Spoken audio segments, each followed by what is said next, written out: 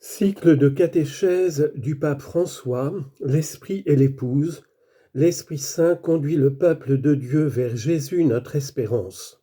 2. Le vent souffle où il veut, là où est l'Esprit du Seigneur, là est la liberté. Dans la catéchèse d'aujourd'hui, je voudrais réfléchir avec vous sur le nom par lequel l'Esprit Saint est désigné dans la Bible. La première chose que nous connaissons d'une personne, c'est son nom. Il nous permet de l'appeler, de la distinguer et de nous souvenir d'elle. La troisième personne de la Trinité a également un nom, elle s'appelle l'Esprit Saint. Mais Esprit est la version latinisée.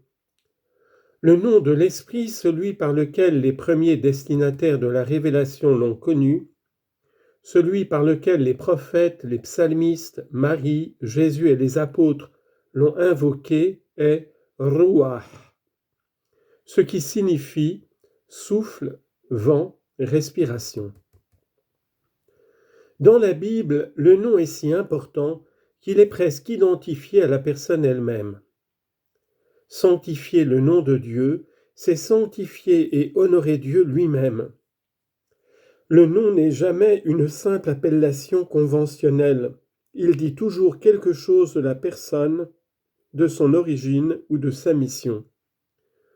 C'est aussi le cas du nom Ruach. Il contient la première révélation fondamentale sur la personne et la fonction de l'Esprit Saint. En observant le vent et ses manifestations, les auteurs bibliques ont été conduits par Dieu à découvrir un vent d'une autre nature. Ce n'est pas un hasard si, à la Pentecôte, l'Esprit Saint est descendu sur les apôtres accompagné d'un violent coup de vent. Confère Actes chapitre 2 verset 2. C'est comme si l'Esprit Saint voulait apposer sa signature sur ce qui se passait. Qu'est-ce que son nom Ruach nous apprend donc sur l'Esprit Saint? L'image du vent sert avant tout pour exprimer la puissance de l'Esprit Saint. L'expression esprit et puissance, ou puissance de l'esprit, est un binôme récurrent dans la Bible. En effet, le vent est une force impétueuse, une force indomptable, capable même de déplacer les océans. Mais là encore, pour découvrir tout le sens des réalités bibliques, il ne faut pas s'arrêter à l'Ancien Testament, mais arriver à Jésus. À côté de la puissance, Jésus va mettre en évidence une autre caractéristique du vent, celle de la liberté.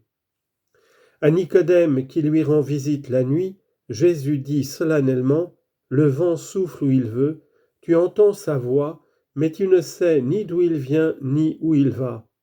Il en est ainsi pour qui est né du souffle de l'Esprit. » Jean chapitre 3 verset 28. Le vent est la seule chose que l'on ne peut pas brider, que l'on ne peut pas mettre en bouteille ou en boîte. Tentons de mettre en bouteille ou en boîte le vent, ce n'est pas possible, il est libre. Prétendre enfermer l'Esprit Saint dans des concepts, des définitions, des thèses ou des traités, comme le rationalisme moderne a parfois tenté de le faire, signifie le perdre, l'annuler, le réduire à l'esprit purement humain, un esprit simple. Mais il existe une tentation analogue dans le domaine ecclésiastique, celle de vouloir enfermer l'Esprit Saint dans des canons, institutions, définitions. L'Esprit crée et anime les institutions, mais lui-même ne peut être institutionnalisé, chosifié. Le vent souffle où il veut.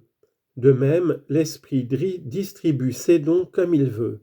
Confère 1 Corinthiens chapitre 12 verset 11. Saint Paul en fera la loi fondamentale de l'agir chrétien. Là où est l'Esprit du Seigneur, là est la liberté. 2 Corinthiens chapitre 3 verset 17. Une personne libre, un chrétien libre, c'est celui qui a l'Esprit du Seigneur. Il s'agit d'une liberté très singulière, bien différente de ce que l'on entend communément. Il ne s'agit pas de la liberté de faire ce que l'on veut, mais de la liberté de faire librement ce que Dieu veut. non pas la liberté de faire le bien ou le mal, mais la liberté de faire le bien et de le faire librement, c'est-à-dire par attraction et non par contrainte. En d'autres termes, la liberté des enfants et non des esclaves. Saint Paul est bien conscient de l'abus ou de l'incompréhension que l'on peut faire de cette liberté. Il écrit aux Galates, « Vous, frères, vous avez été appelés à la liberté, mais que cette liberté ne soit pas un prétexte pour votre égoïsme. Au contraire, mettez-vous par amour au service les uns des autres. » Galates 5, 13. Il s'agit d'une liberté qui s'exprime dans ce qui semble être son contraire. Elle s'exprime dans le service. C'est la vraie liberté. Nous savons bien quand cette liberté devient un prétexte pour la chair. Paul en donne une liste toujours actuelle: inconduite, impureté, débauche, idolâtrie, sorcellerie, haine, rivalité, jalousie, emportement, intrigue, division, sectarisme, envie, beuverie, orgie et autres choses du même genre. Galates chapitre 5, versets 19 à 21.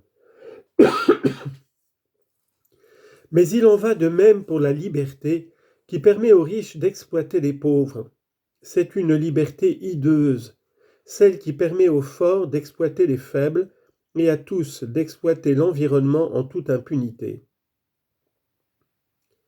Et cette liberté est mauvaise, ce n'est pas la liberté de l'esprit. Frères et sœurs, où puisons-nous cette liberté de l'esprit si contraire à la liberté de l'égoïsme ? La réponse se trouve dans les paroles que Jésus a adressées un jour à ses auditeurs. « Si donc le Fils vous rend libre, réellement vous serez libre. » Jean chapitre 8, verset 36. La liberté que nous donne Jésus. Demandons à Jésus de faire de nous par son Esprit Saint des hommes et des femmes vraiment libres, libres de servir, dans l'amour et la joie. Je vous remercie.